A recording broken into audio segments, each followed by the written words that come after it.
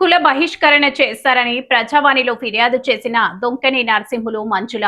కామారెడ్డి జిల్లా కలెక్టరేట్ ప్రజావాణిలో కుల బహిష్కరణ చేశారని ప్రజావాణిలో ఫిర్యాదు చేసిన బిక్కనూరు మండల రామేశ్వరపల్లి గ్రామానికి చెందిన దొంకేని నరసింహులు మంజుల. ఈ సందర్భంగా దొంకేని నరసింహులు మంజుల మీడియాతో మాట్లాడుతూ, గత సంవత్సరం 30వ తేదీ ఏప్రిల్ 2025 సంవత్సరంలో నా కుమారుడు దొంకేని నవీన్ కుమార్ మా కులానికి చెందిన అమ్మాయి గర్గుల ప్రతిభ మాల కులంతో కుటుంబ సభ్యుల మరియు కులం సభ్యుల సమితి లేకుండా వారిద్దరు మేజర్లు అయినందున ఆర్య సమాజ్ ఈసీఐఎల్ గాయత్రి నగర్ కాప్రా మేడ్చల్ మల్కాజ్గిరిలో ప్రేమ వివాహం చేసుకున్నారని, తర్వాత కొన్ని రోజులకు ఇంటికి వస్తే సాంప్రదాయం ప్రకారం కులం అందరికీ రామేశ్వరపల్లి రెడ్డి ఫంక్షన్ హాల్లో విందు కూడా ఇవ్వడం జరిగిందని, మా కులస్తులను కాదని పెళ్లి చేసుకున్నందుకు మా కుల పెద్దలు 50,000 రూపాయలు జరిమానా కడితేనే మా కులం వారితో మాట్లాడాలని అంటున్నారని, ఎవరు కూడా మాతో మాట్లాడడం లేదని, దీనిపై జిల్లా కలెక్టర్ ప్రజావాణిలో ఫిర్యాదు చేయడం జరిగిందని, జిల్లా కలెక్టర్ చొరవ తీసుకొని మా కుటుంబానికి న్యాయం చేయాలని కోరారు. లవ్ మ్యారేజ్ చేసుకున్నాడు. ఊళ్ళో పిల్లని సేమ్ ఊరు సేమ్ క్యాస్ట్ పెళ్లి చేసుకున్నాడు. పెళ్లి చేసుకున్నాక ఇక మేము కులం చెప్పాలి కదా అని 15 రోజులు అయింది. పెళ్లి చేసుకున్నాకనే సిటీలోనే ఉంటాడు మా కొడుకు, హైదరాబాద్లో ఉంటాడు. అక్కడ పెళ్లి చేసుకుని అక్కడనే ఉన్నారు, పిల్లగాడు అక్కడనే ఉన్నారు. మేము 15 రోజులకు ఆయనతో పిలిచినాము. పిలిచి మరి సంఘంకి చెప్పాలి కదా, కుల సంఘంకి చెప్పాలి కదా అనేసి ఆయనతో మేము సంఘం వాళ్ళకి చెప్పినాం. ఇట్లా మరిగా దావత్ అన్న చేద్దాం, మరిగా కుల భోజనం అన్న పెట్టాలి కదా, మరి ఇక దావతని చేద్దాం మరి అనేసి ఆయన్ని పోయినాము. పోతే పెద్ద మనిషి ఏం చేసిండు, ఇక బీడి వంచిపించిండు. ఏంటంటే బీడి వంచిపించి ఇక కులంలో అందరూ ఇక ఆడోళ్ళు మగవాళ్ళు అందరూ కూర్చున్నారు. అందరు కూర్చొని కూర్చున్నాక ఇక పిల్ల తల్లిదండ్రులు పిలిపించినట్టు మేము పోయేసరికి కాళ్ళు ఉన్నారు. ఇక మేము పోయినాక నర్సింహులు చెప్పు 25,000 అడ్వాన్స్ పెట్టాలి ఇక్కడ అని అన్నారు. అంటే ఎందుకోసం అంటే మేము మాట్లాడాలా, మేము మాట్లాడితేనే కదా ఇప్పుడు మాకు చెప్పినావు నువ్వు, మేము మాట్లాడాలా అని అన్నారు. సరే అని అయితే మేము 5,000 పెట్టినాం, వాళ్ళు కూడా 5,000 పెట్టారు అడ్వాన్స్. పెట్టినాక జమనాతి అని అన్నారు. జమనాతి ఇచ్చిండు. ఇచ్చినాక ఇక పంజులను కోరుకో, 4 పంజులను కోరుకోరా అని అంటే నేను ఎప్పుడు పోలేని సంఘం కాడికి నాకు తెలియదు, అది ఎట్లా చేస్తారో తెలియదు, అదేం మాట్లాడతారో కూడా నాకు తెలియదు. మా ఆయననే పోతాడు, ఆయనే పైసలు ఇచ్చేస్తాడా కూర్చుంటాడా నాకు తెలియదు. పోయినాము. పోయి ఆయనతో ఇక జమనాతులు పంజులు అనేసరికి ఇక ఇక్కడ 4 అక్కడ 4 పోయిండ్రు బయటకు. పోయిండ్రు అక్కడ ఏం మాట్లాడుకుని వచ్చారో సాయంత్రం అయినాక వచ్చి ఇక ఇన్నోండ్రి ఇక రాసినాము. ఇక నువ్వు నర్సింహులు 50,000 కట్టాలా, పిల్లగానులు 50,000 కట్టాలా, పిల్లలు 25,000 కట్టాలా సంఘంకు అనేసి రాసిరు. చదివి ఇక సంతకం పెట్టానంటే ఈయన మరి ఎందుకోసమని ఈయన అడగలే, నేనే అడిగాను. మరి ఎందుకోసం కట్టాలి మేము 50,000 ఏం తప్పు చేసినామని అంటే, లేదమ్మా నువ్వు 15 రోజులు లేట్ అయింది, నువ్వు చెప్పలేవు సంఘంకు, మాకు చెప్పనే లేవు, నువ్వు ఖచ్చితంగా నువ్వు 50,000 కట్టాలి అంతే. లేదంటావు పలానాడు పెట్టుకుందాం, మళ్ళీ మాట్లాడుకుందామంటే పలానాడు అదే డేట్ నాడు ఫంక్షన్ ఉన్నది, ఆ ఫంక్షన్ ఎటు కాకుండా చేస్తారేమో అనేసి ఆయనతో మా ఆయనకి దాని మన సంతకం పెట్టింది.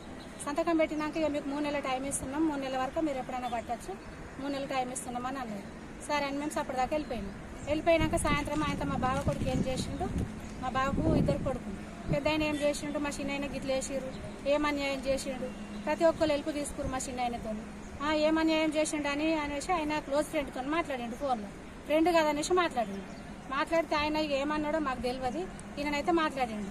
మీరు ఎందుకోసం వేసిర్రా గట్లా, లేనోడైతే ఆడు ఊరు పెట్టుకొని మందు తాగను, మన సంఘంకు చెడ్డ పేరు రాగా, మీరు అట్లా ఎందుకు వేసిర్రా 50,000, మీరు ఎట్లా అంటే అట్లనేనా, కొంచెం ఆలోచన చేయలేరు, ప్రతి ఒక్కరు మా చిన్న ఆయన హెల్ప్ తీసుకున్నారు, ఇట్లా వేసిర్రు అనేసరికి వాళ్ళు రికార్డు చేసి ఆయన తెల్లారు మళ్ళీ రికార్డు మళ్ళీ ఏం చేసారు, మళ్ళీ ఇంటికి బీడి వంచి మళ్ళీ కూర్చున్నారు సంఘం. ఒకరోజు గ్యాప్ ఇచ్చారు, మళ్ళీ తెల్లారు కూర్చొని మళ్ళీ ఇంటికి ఇద్దరు మళ్ళీ అందరు కూర్చొని రికార్డు వినిపించాను.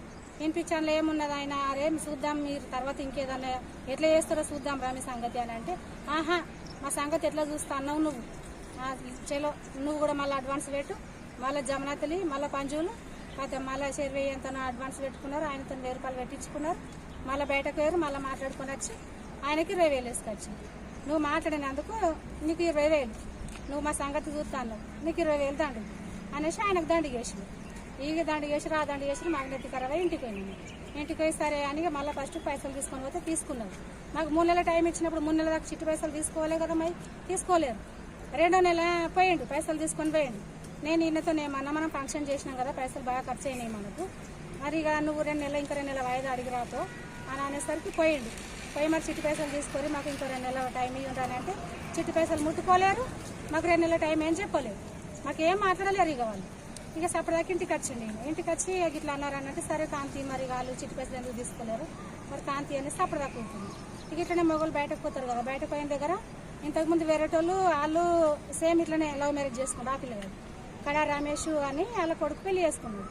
Same caste. ఆయన సంఘంని కాదని పోలీస్ స్టేషన్ పోతే అరే నువ్వు సంఘంని కాదని పోలీస్ స్టేషన్ ఎట్లా పోయినావు అనేసి వాళ్ళకు పిల్లలకు 15,000 పిల్లగానికి 15,000 ఇద్దరు కలిసి 30,000 తీసుకురాడు. అరే నాకు ఇట్లా తీసుకున్నారు మామ నీకు మరి నువ్వు ఏం సప్పుడు చేయకపోతుంది అనేసి అన్నారట. అంటే ఈయన ఆ ముచ్చట తెచ్చి నాకు చెప్పింది. మరి ఇట్లా అంటూరా అని అంటే మరి నువ్వు సంఘం కాడికి పోలేవా అంటే నేను పైసలు ఇచ్చుకుంటూ వెళ్ళిపోయినా నేను ఉండలేను మనకు బయకడ పని ఉందనేసి నేను ఉండలేదు సరిగా అని అన్నాడు. అంటే మరి వాళ్ళకో న్యాయం మనకో న్యాయమా? మరి వాళ్ళకి 15,000 తీసుకురు మరి మనకు కూడా అట్లనే తీసుకోవచ్చు కదా. మరి పిల్లలకి 25,000 వేసుడు ఎందుకు మనకు 50,000 వేసుడు ఎందుకు? మనకు 75,000 అంటే ఎక్కువ కాదా? మరి 15,000 అంటే 30,000 అన్న దగ్గర ఇంకో 5,000 ఎక్కువ వేయనుండు. ఇంకో 5,000 అప్పటికిప్పటికి రేట్లు ఎక్కువైనాయమ్మా అన్నిటికనంటే ఇంకో 5,000 లెక్క కట్టించుకోనుండు లేదంటే 20,000 కట్టించుకోనుండు అనేసి ఇక నేను అని అంత మళ్ళీ ఇంకో ఫస్ట్కు నేను పోయిన సంఘంలో పోయి మరి ఇక ఆ పెద్ద మనిషిని అడిగిన. పెద్ద మనిషి మరి నన్ను కొంచెం మాట్లాడనిస్తావా అంటే మాట్లాడవా అన్నాడు. మరి ఇక నువ్వు రమేష్ నాయనకేమో అట్లా తీసుకున్నావు పిల్లగానికి కలిసి 30,000 మరి మాకేమో పిల్లకేమో 25,000 ఎత్తుంది పిల్లగానికేమో 50,000 వేస్తుంది మరి ఇదేందని అడిగితే అనేసి ఇంకొకళ్ళు ఉంటారు వాళ్ళ దగ్గర మళ్ళీ 10,000 కట్టించుకోరు దాన్ని ఇక రిటర్న్ ఇస్తారు కావచ్చు అని మేము అనుకున్నాము.